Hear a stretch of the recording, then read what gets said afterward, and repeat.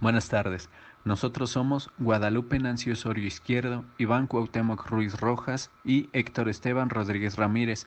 Vamos a desarrollar el tema Formas de diseñar un plan de intervención en la psicología de la salud.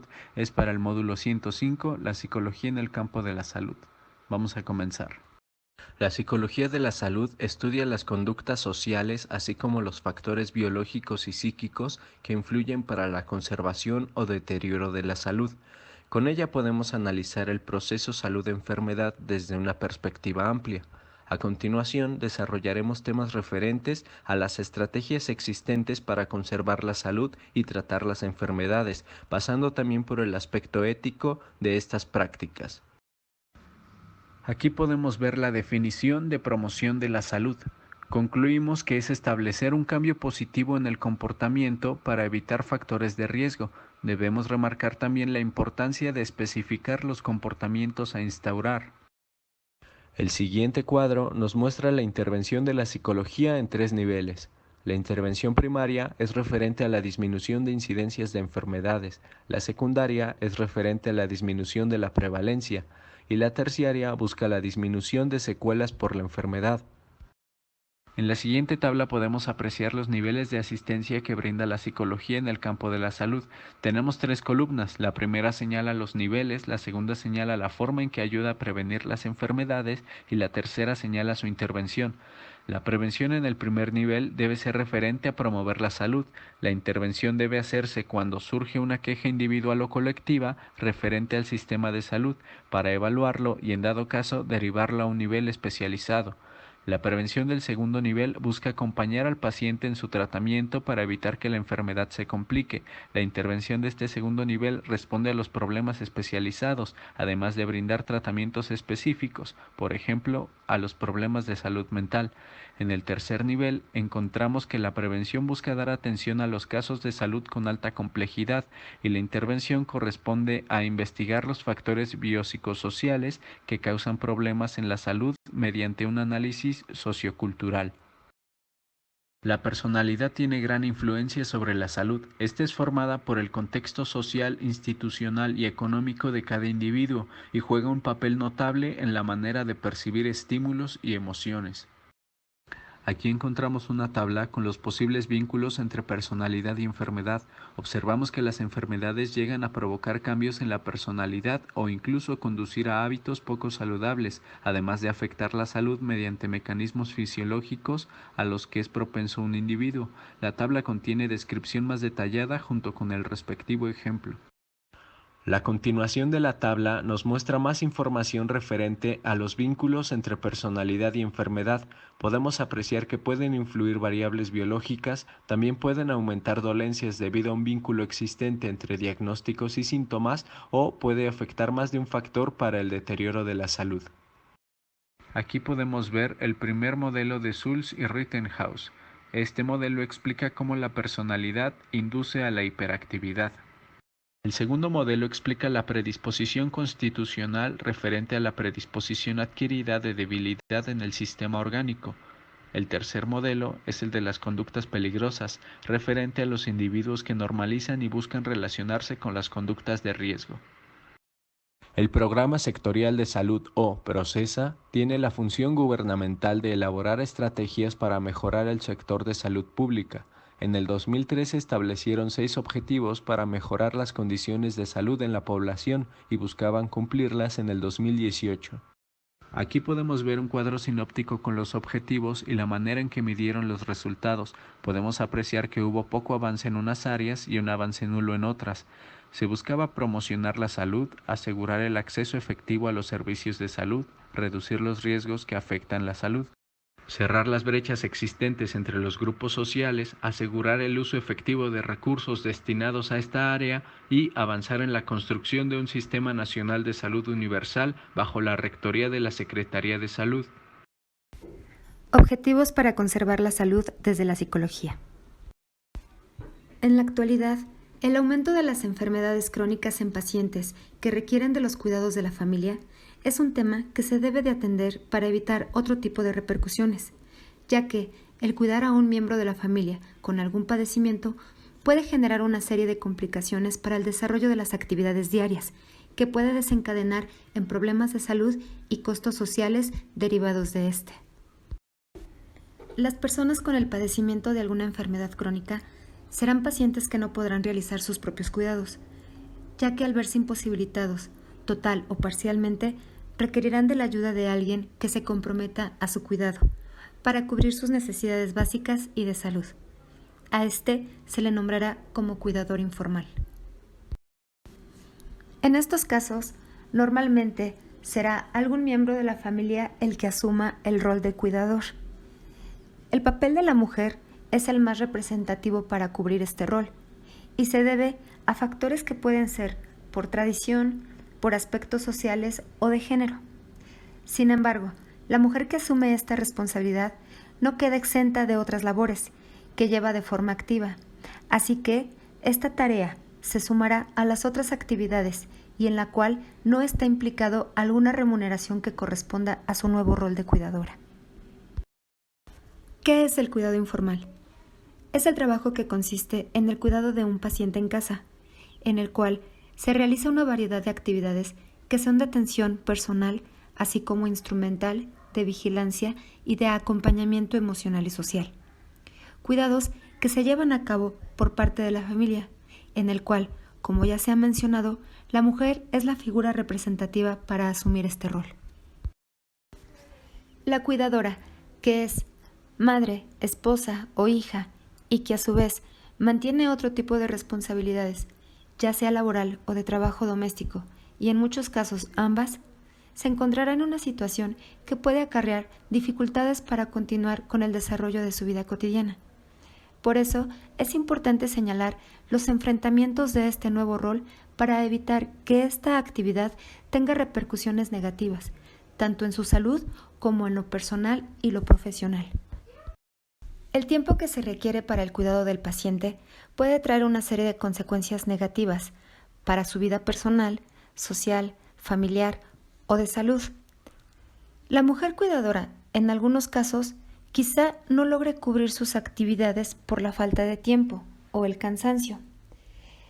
En lo laboral y en lo económico, este impacto puede ser como la pérdida de su empleo o recibir sanciones por ausentarse en su trabajo.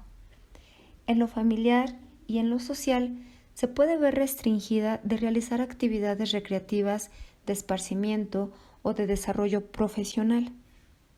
Cuando la mujer cuidadora comienza a percibir la falta de tiempo para sí misma, será el factor que dé la sensación de sobrecarga, lo que conllevará que su salud comience a verse afectada. Los factores de riesgos que conlleva la pérdida de salud de la mujer cuidadora derivan de la falta de tiempo, lo que genera sensación de sobrecarga. Esto es consecuencia del exceso de responsabilidades. Los esfuerzos físicos que se requieren para realizar alguna tarea y el tiempo que se requiere están sujetos a las características o variables de la demanda del paciente. Por otro lado, la forma en que se percibe la situación y los sentimientos que se generan con relación al número de tareas que hacer y la cantidad del tiempo que se dedica a esas tareas son estresores que, según las características de la mujer, como la edad y el estilo personal de afrontamiento, pueden determinar el nivel de estrés que puede padecer. Con base a lo mencionado, es necesario promover el cuidado de la salud de la mujer cuidadora. Por lo tanto, el personal de salud deberá promover la atención a su salud física y mental, realizando revisiones periódicas como la evaluación de su alimentación, su descanso, su ejercitación y técnicas de relajación. También como recomendaciones, según Alvarado 2006, deberán fijarse objetivos realistas que establezcan sus propios límites, así como pedir ayuda o aceptarla para que se cuide a sí misma. Otras medidas para el cuidado de la salud de la mujer cuidadora, según Ferrer en 2006, son las intervenciones psicoeducativas, en las que incluyen programas diseñados para mejorar las habilidades y el manejo adecuado de situaciones o demandas de la persona dependiente. Zambrano, en 2007, propone como tipo de intervención la asistencia a terapia cognitiva conductual y resolución cognitiva de problemas, así como las técnicas de relajación en conjunto con los grupos de apoyo y actividades sociales. Conclusión. Es necesario atender la salud de la mujer cuidadora de una forma precisa y puntual, con la intención de evitar que en un futuro se convierta en una paciente más. Debe ser de suma importancia el identificar las afectaciones que puedan presentarse en las distintas esferas de su vida personal, biológica, psicológica, social o financiera, para asegurar su bienestar dentro de su desempeño en la atención a un paciente dependiente. Ética y deontología en la práctica psicológica. Deontología es la ciencia de los deberes y la vocación que induce al facultativo a comportarse virtuosamente. La ética es una parte de la filosofía que trata de la moral y de las obligaciones del hombre. La psicología explica las conductas y la ética las valora. En la práctica, el código de conducta es indispensable. Nos permite el considerar por qué actuamos y si algo se debe hacer o no se debe hacer, implicando las cuestiones del por qué lo debo hacer y qué es lo que puedo hacer. La ética nos propone principios y normas. Con ella, estas normas se aceptan libremente. Los códigos de ética son el instrumento educativo de la conciencia ética del profesional. La colaboración en comisiones deontológicas es indispensable para facilitar la aclaración de dilemas éticos. El psicólogo debe realizar su actividad en términos de máxima imparcialidad, los límites de sus competencias y presentar los informes de rigor.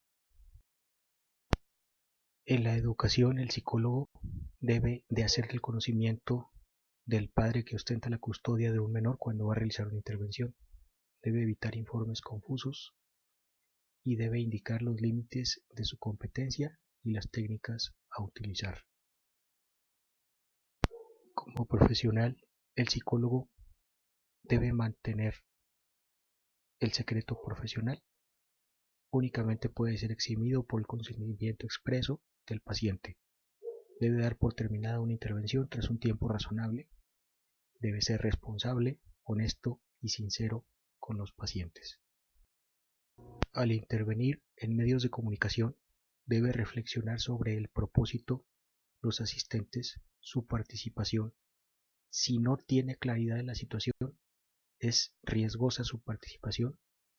En la formación académica de psicólogos, se debe evitar que los profesores sean terapeutas y supervisores a la vez.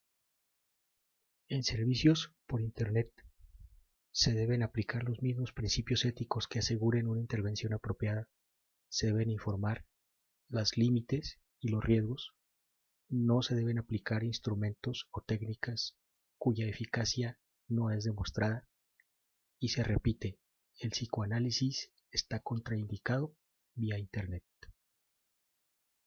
Algunos principios éticos del psicólogo es, aunque si ya se repitió, nunca manifestar información relacionada con un paciente.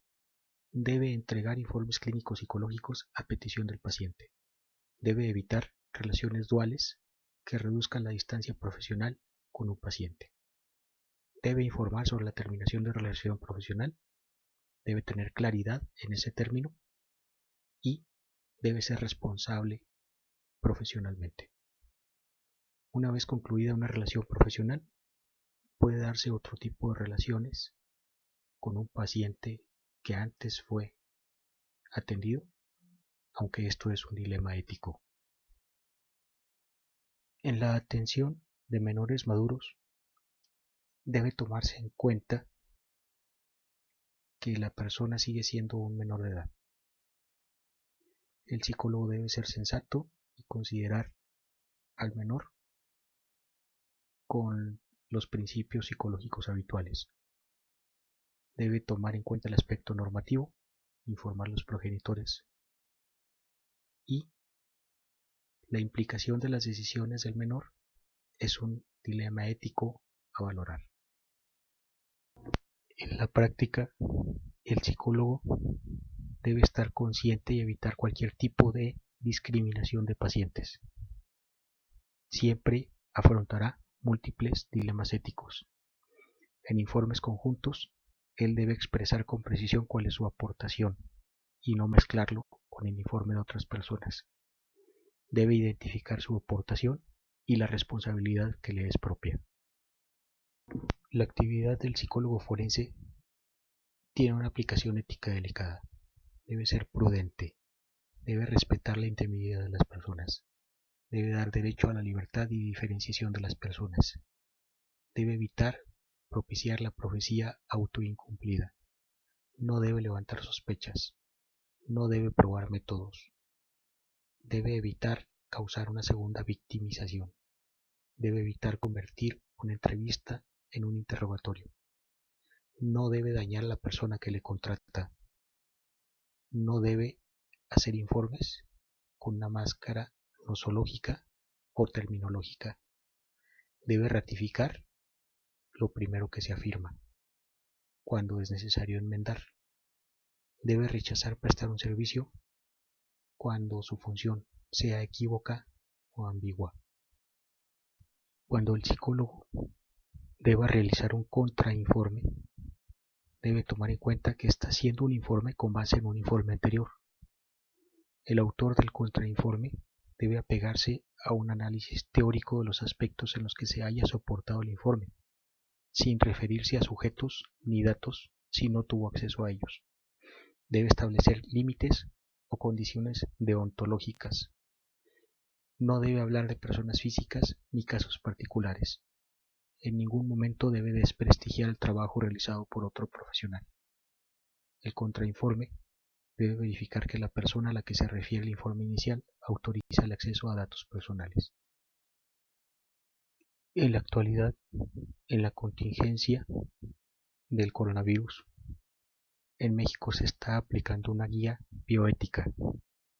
Esta guía se aplicaría en caso de una sobredemanda de servicios de salud y establece criterios para la atención prioritaria a pacientes de acuerdo a la posibilidad de éxito del tratamiento, su edad, la calidad de vida posterior y como criterio último, en igualdad de condiciones o de calificación por los criterios, se haría una distribución al azar para atender a un paciente u a otro en caso de que haya limitaciones de equipo. El dictamen se establece por medio de un comité. Es un tema que impacta en el ámbito jurídico. Son criterios colectivos que se aplican por parte de la institución. Busca dar certidumbre a la atención de los pacientes.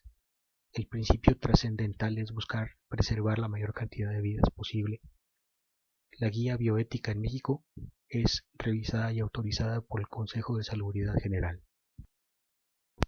En esta diapositiva podemos ver la imagen del vínculo de acceso público a la guía bioética mencionada y existen varios videos y reportajes relacionados con el manejo de la técnica triaje para priorización de atención a pacientes. Las guías para la práctica clínica psicológica son necesarias para tener un tratamiento claramente descrito. Se aplican por distintos terapeutas. Una guía clínica será el manual para tratamiento. El tratamiento psicológico es una intervención profesional que se basa en técnicas en un contexto clínico que han sido previamente probadas y que demuestran su aplicabilidad y su efectividad. El tratamiento psicológico eficaz ha pasado controles y pruebas científicas adecuadas. Se sabe que funciona. Las guías clínicas se crearon para educar e informar de la práctica de los psicólogos. Pueden estimular el debate, pero también la investigación. Y dirigen la aplicación en cualquier área. Son un consenso entre profesionales para hacer una buena práctica clínica. Sirven como base para la toma de decisiones. Generalmente, los tratamientos eficaces son conductuales y cognitivo-conductuales. En una guía de tratamiento se ofrecen recomendaciones específicas sobre los tratamientos que se pueden ofrecer a los pacientes.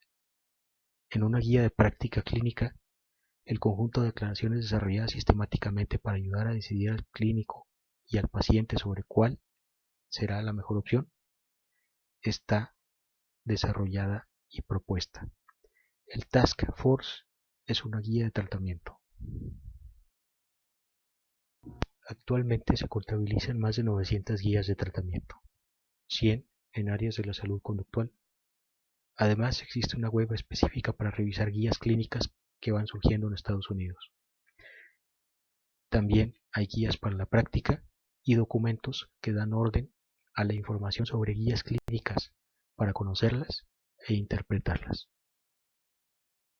Una guía para la práctica debe respetar los derechos y la dignidad humana, debe explicar su necesidad, debe tener un diseño con un contenido, usuarios y su contexto, debe evitar sesgos, debe mostrar valor educativo, debe tener consistencia interna pero a la vez cierta flexibilidad, debe estar basada en las mejores fuentes disponibles, debe tener viabilidad para su implementación en la práctica actual, debe estar redactada en un lenguaje animoso o recomendable, sin ser impositiva, debe ser clara, breve y sin ambigüedades, debe ser compatible con las leyes, la práctica profesional y el código ético. Las dimensiones de una guía para que sea útil clínicamente deben ser las siguientes. Refleja la amplitud de variables del paciente. Es viable en la intervención en los pacientes. Considera los costos de la aplicación de tratamientos. Esto le va a dar eficacia a los tratamientos. En la cuestión de guías generadas recientemente, tenemos un ejemplo de la Organización Mundial de la Salud. Es una guía propuesta por esta organización. Actualmente se está presentando para la atención a personas que requieren apoyo por la contingencia del coronavirus. Se cataloga como un método práctico y humano para atender a personas en condiciones de crisis y contempla los siguientes capítulos. La comprensión de la primera ayuda psicológica, cómo ayudar de forma responsable, cómo se presta la primera ayuda psicológica, cómo debe uno de cuidarse y cuidar a los compañeros, y la práctica de lo aprendido. Los trastornos psicóticos son enfermedades mentales crónicas y su aparición suele generarse en la adolescencia o en una edad adulta temprana. Aunque algunas veces un episodio psicótico puede presentarse de manera aislada, en la mayoría de los casos se desarrolla una enfermedad mental grave. Aunque es de evolución biológica, también existen factores externos como el consumo de tóxicos, por nombrar algún ejemplo, que influyen a su desencadenamiento. Los diagnósticos más comunes asociados a la psicosis son la esquizofrenia y otros trastornos como el bipolar o de depresión mayor con síntomas psicóticos. La presencia de los episodios psicóticos traen un elevado sufrimiento tanto para quien lo padece como para sus familiares. El periodo de vida laboral o escolar se ve interrumpido por la incapacidad que la sintomatología presenta, como pueden ser ansiedad, miedo, ira, y todo esto evita que se puedan llevar a cabo las actividades diarias. Se ha demostrado que el tratamiento más efectivo para pacientes que han sufrido un primer episodio psicótico se basó en la implementación de un tratamiento psicológico integrado, junto con el tratamiento habitual. También otros estudios han demostrado que la mejoría es muy significativa en cuanto a la sintomatología, el curso y el pronóstico de los pacientes con base a este método aplicado. Como se menciona, aunque se ha demostrado la eficacia para el tratamiento de un primer episodio psicótico, según Vega 2014, en los centros de salud mental no se llevan a cabo estos tratamientos. Los que se ofrecen son farmacológicos y están basados en las guías de práctica clínica. Aún no se han implementado de forma sistemática los tratamientos psicológicos integrados, y aunque en muchos textos se ha señalado su importancia, no hablan de cómo se puede llevar a cabo la implementación de contenidos, las frecuencias ni las estructuras para llevar a cabo estas. Para comprobar la eficacia del tratamiento, se llevó a cabo un tratamiento habitual, que es el tratamiento farmacológico y sesiones periódicas con su psiquiatra. El tratamiento integrado, que consta de un tratamiento farmacológico, más sesiones periódicas con su psiquiatra, más el tratamiento psicológico integrado, que consta de 16 sesiones de tratamiento psicoeducativo y psicoterapéutico, en los cuales trata de la inducción al padecimiento, así como la importancia, el reconocimiento, la prevención, los factores de riesgo, la detección, la protección, los hábitos de vida, técnicas de manejo de ansiedad, así como de relajación, y cómo llevar a cabo su aplicación una vez aprendidas, y por último, la resolución de los problemas. Al término de los tratamientos que se llevaron a cabo, se hizo la comparación para reevaluarlos, utilizando el mismo protocolo de evaluación en el que se incluía el número de recaídas y reingresos durante el seguimiento. Se demostró que la efectividad de los dos tratamientos para la reducción de la sintomatología psicótica mejoraron su estado clínico de manera significativa, desde el momento basal hasta el final del tratamiento. Sin embargo, el tratamiento integrado incidió de manera directa en la conciencia de la enfermedad de los pacientes. De igual forma, presentaron menos síntomas negativos y mejor funcionalidad a medio plazo. También hubo menos rehospitalizaciones y una mayor adherencia terapéutica, además de que la sintomatología psicótica desaparece casi por completo, a diferencia del tratamiento habitual en el que se siguen presentando leves síntomas psicóticos. De las conclusiones más importantes con respecto a la efectividad de ambos tratamientos en la mejoría clínica y funcional de los pacientes con un primer episodio de psicosis es que el tratamiento integrado, con una duración de 6 meses, consigue reducir de manera significativa, en comparación con el tratamiento usual utilizado en el grupo control, los síntomas psicóticos negativos y la funcionalidad general de los pacientes. Situación del COVID-19 en México. Existen 22.088 casos confirmados, 14.536 sospechosos y 2.061 fallecidos a causa de esta enfermedad. Podemos apreciar dos gráficas. La primera señala el porcentaje de infectados referente a su sexo y la segunda muestra el lugar en donde se están recuperando. Actualmente nos encontramos en la fase 3 de la pandemia. Las recomendaciones son: lavado de manos durante al menos 20 segundos, estornudar o toser en el ángulo interno del codo, mantener tu casa ventilada y limpia, desinfectar los utensilios y superficies de uso común, mantener una sana distancia entre las personas, entre varias otras medidas implementadas. Es notoria la disponibilidad de páginas virtuales de orientación e información accesible para concientizar a la población mexicana. Situación del COVID-19 en Estados Unidos.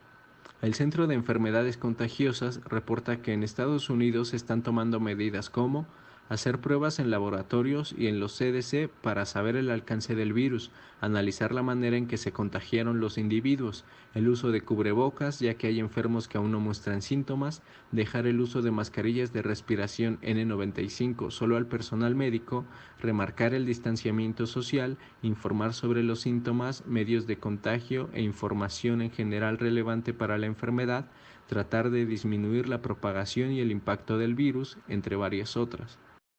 Situación del COVID-19 en Francia. Francia ocupa el cuarto lugar más alto de contagios a nivel mundial. La OMS advierte que se espera una nueva ola de contagios antes de que las medidas de afrontamiento a la pandemia surtan efecto. Se tomará la medida de extender la contingencia debido al número alto de personas infectadas y al desabasto de recursos de protección para contener la enfermedad. También mantienen transparencia en sus datos para motivar a que la población siga las indicaciones de las instituciones encargadas de la salud en ese país. Agregamos la conclusión de nuestro trabajo. La psicología puede intervenir positivamente en el proceso de conservación de la salud, así como en la prevención, prevalencia y secuelas de la enfermedad, además de ofrecer un panorama innovador al apreciar en un contexto biopsicosocial al ser humano, agregando que a pesar de formar estrategias dirigidas a la población en general, es incluyente con los grupos vulnerables y que busca que se tenga empatía con ellos. El análisis de estos temas nos permite entender cómo surgen las estrategias dirigidas al cuidado de la salud pública y los objetivos que buscan lograr. En el quehacer psicológico, Debe prevalecer un código de ética que contenga una serie de principios que le permiten a un profesional ser confiable y ayudar a las personas para tener una mejor calidad de vida. Por último, agregamos la bibliografía. Gracias por su atención.